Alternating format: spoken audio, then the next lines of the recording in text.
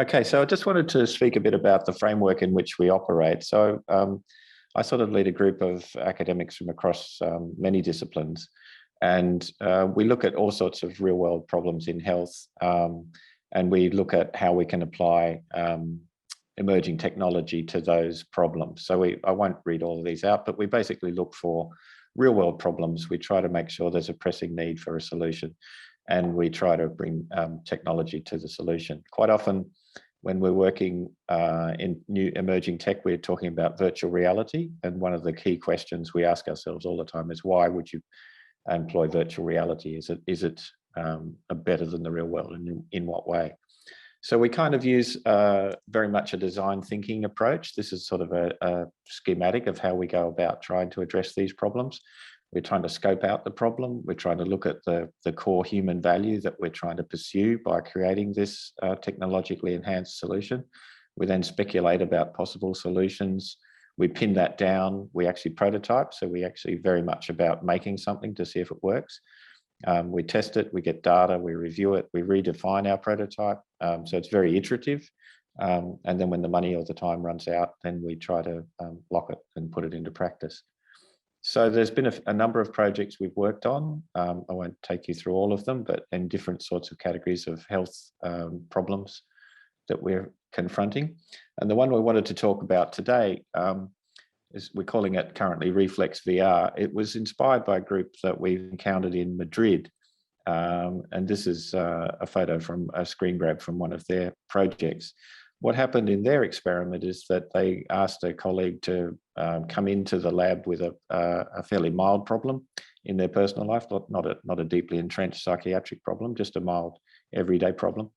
And they scanned the person, they put them into virtual reality so they could see themselves and identify that that's me. And then they could talk to someone who looked like Sigmund Freud. And then they swapped positions with Sigmund Freud and looked back at themselves and listen to themselves talking about their problem. And then they provide them advice to that person who is themselves. And then they swap back into their own position, their original position, and they listen to the advice from Sigmund Freud, who is in fact them. We thought this was a pretty intriguing sort of environment to research all sorts of exchanges and forms of communication. So the problem that we're interested in was the way in which dignity can be diminished in clinical interactions, particularly for new entrants to the profession. So just to recap, that's some screen grabs from the group that we were inspired by, and how the mechanics actually operate in VR.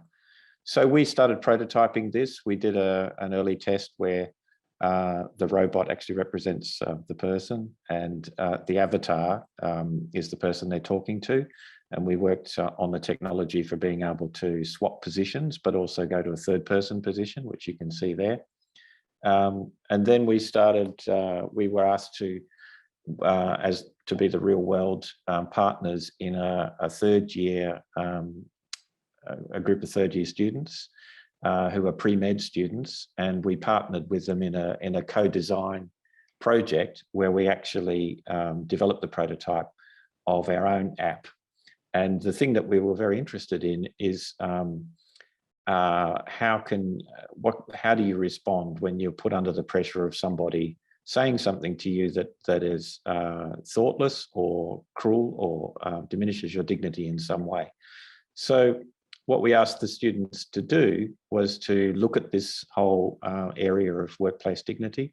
We asked them to think about specific workplace interactions and research them that might reduce dignity. We asked them to create audio recordings, so just with their iPhone, an audio recording of less than 50 words of a statement, a provocative or inappropriate statement, and send that audio file to us.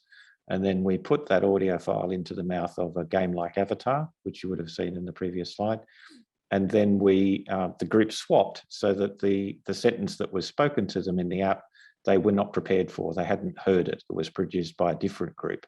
So that genuinely put the people on the spot as to how they would respond. So this is a screen grab of our avatar. This is from a student report. They documented this and wrote it up, and this is what was their assignment. And this was a male in a clinical setting saying that you women don't need to worry about this. I reckon you'll be busy pumping out another kid by then. So obviously we thought this was an extraordinarily confronting and outrageous thing, but when we spoke to colleagues in the profession, they said, oh yeah, that happens all the time. Then the person responds in real time, and then you press a button and you swap into the position of the person that spoke to you, and you look at yourself or an avatar version of yourself and how you responded.